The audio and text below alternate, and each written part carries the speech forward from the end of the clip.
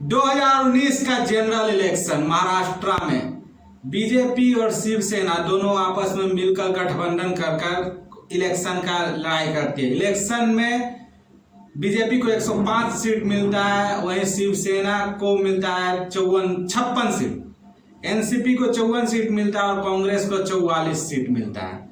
बहुमत के लिए 145 सीट चाहिए, लेकिन किसी को भी बहुमत प्राप्त नहीं होता है।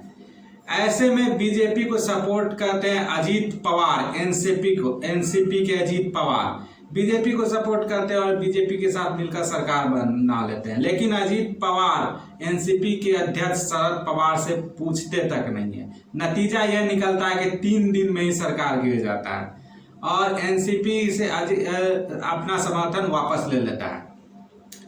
उसके बाद एनसीपी, कांग्रेस और शिवसेना मिलकर सरकार बनाती है। उद्धव ठाकरे इसमें बन जाते हैं मुख्यमंत्री और फिर से अजीत पवार को डिप्टी सीएम बनाया जाता है।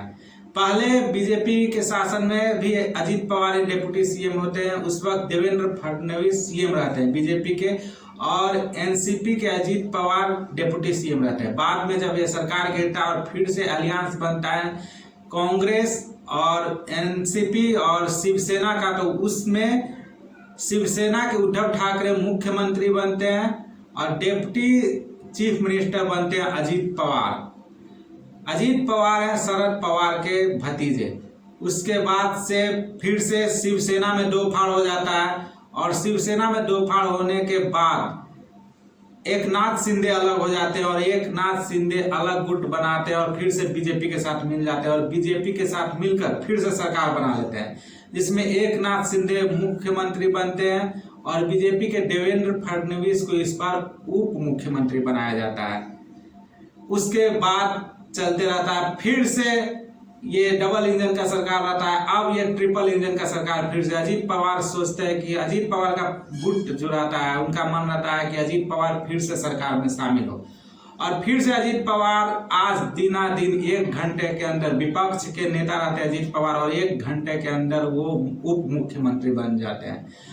अपने साथ 9 मंत्री को भी बनाते हैं अपने गुट के, और भी बहुत सारे समर्थक भी उनके हैं। कहा जा रहा है 29 या फिर जो भी है, आंकड़ा बाद में सामने आएगा।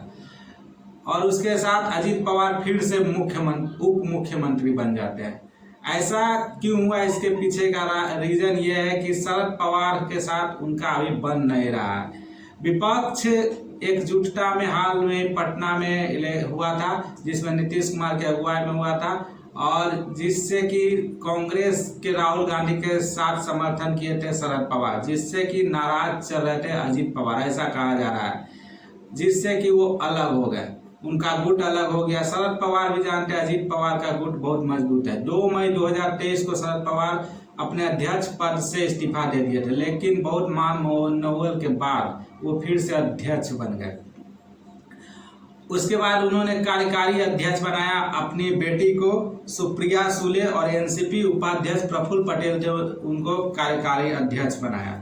इसमें अजीत पवार का कोई नाम का चर्चा नहीं था। कहा जा रहा है कि तब से ही अजीत पवार नाखुश थे और जिसका नतीजा ये निकला कि अजीत पवार फिर से अलग हो गए। हालांकि शरद पवार कह रहे हैं कि ऐसा पहली बार नहीं है, ऐसा बहुत बार हो चुका है और हम फिर से अपना पार्टी को खड़ा कर लेंगे। लेकिन इस बीच विपक्ष एकजुटता बिल्कुल से टूटती हुई नजर आ रही है और अजीत पवार फिर से उप मुख्यमंत्री बन गए। मतलब कि देखा जाए तो जब जब सरकार बनी है 2019 से लेकर अभी तक 3 से 4 बार, तब तक उप मुख्यमंत्री अजीत पवार रहे। पहली बार बनी 12 नवंबर 2019 से पहले 23 नवंबर 2019 तक प्रेसिडेंट रूल लगा था, क्योंकि किसी को बहुमत नहीं प्राप्त हुआ। उसके बाद 23 नवंबर 2019 से 26 नवंबर 2019 तक 3 दिन के लिए देवेंद्र फडणवीस का सरकार बना, जिसमें कि उप मुख्यमंत्री थे अजीत पवार। 28 नवंबर 2019 से 29 जून 2022 तक उद्धव ठाकरे मुख्यमंत्री रहे, जिसमें उप मुख्यमंत्री अजीत पवार ही रहे। और अभी प्रेजेंट में एकनाथ शिंदे मुख्यमंत्री हैं, देवेंद्र फडणवीस उप मुख्यमंत्री हैं और फिर से अजीत पवार सरकार में आ गए एनसीपी के कुछ समर्थक के साथ और फिर से उनको उप मुख्यमंत्री बना दिया गया है।